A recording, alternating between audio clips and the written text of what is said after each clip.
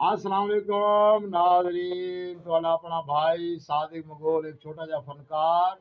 ਤੁਸੀਂ ਦੇਖ ਰਹੇ ਹੋ ਇਸ ਵਾਰੀ ਸਾदिक ਮਗੋਲ ਨੂੰ ਆਬਾਦ ਸ਼ਾਕਾ ਚੈਨਲ ਦੇ ਉੱਤੇ ਤੇ ਤੁਹਾਨੂੰ ਦਿਖਾਉਂਦੇ ਹਾਂ ਜਨਾਬ ਨਾਜ਼ਰੀਨ ਇਸ ਮੁਲਕ ਪਾਕਿਸਤਾਨ ਪਿਆਰੇ ਜਿਹੇ ਮੁਲਕ ਦੇ ਵਿੱਚ ਕਿਹੜੀ ਆਈਟਮਾਂ ਆ ਚੁੱਕੀਆਂ ਹਨ।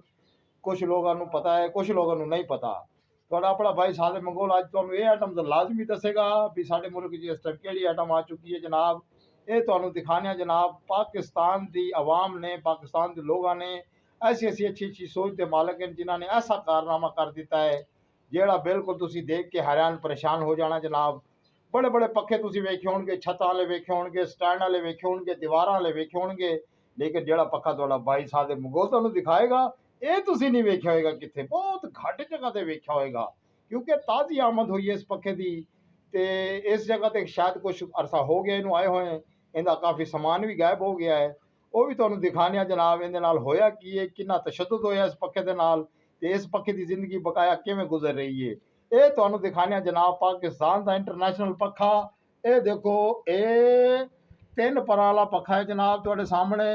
इत्थे तुहानूं दिखाने कि ये 3 परां वाला पखा ये सामने रखिया फ्रिज, फ्रिज के नाल रखिया जनाब यह पखा रखिया 3 परां वाला पखा जनाब।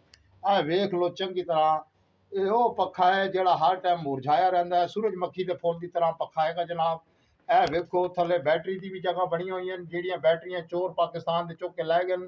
साढ़े पाकिस्तानी अवाम एडी शहजादी अवाम है जिहड़ी कोई चीज़ नहीं छड्डदी, पखे दी बैटरियां चुक के लै गए। उन्होंने पता नहीं अपन कारां च रक्शे च किहड़ी चीज़ें लाइए या कबाड़ियां नूं वेच दी है।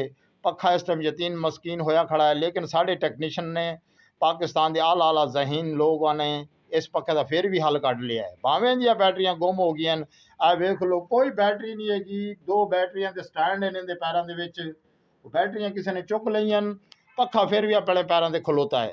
हुण इहदी जुगाड़ मास्टर जिहड़े लोग ने उन्होंने इहदी तारां कड्ढियां ने, ऐसियां तारां इहदियां कड्ढियां ने इत्थों कढ़ कुढ़ के ए वेखो बैटरी वाला तारां कढ़ के उन्होंने डायरैक्ट बिजली का कनैक्शन कर दिता है। वो उहदा कन्वर्टर पिया जी, उत्थों जाके सुच लगता है सामने इंज करके करंट आंदे तेनू चलाते हैं तो जो शर करके चलता है। अगर तुम कहते हो तो तुम चला के भी विखा देने जनाब ये पखा किन्ना कि चलता है।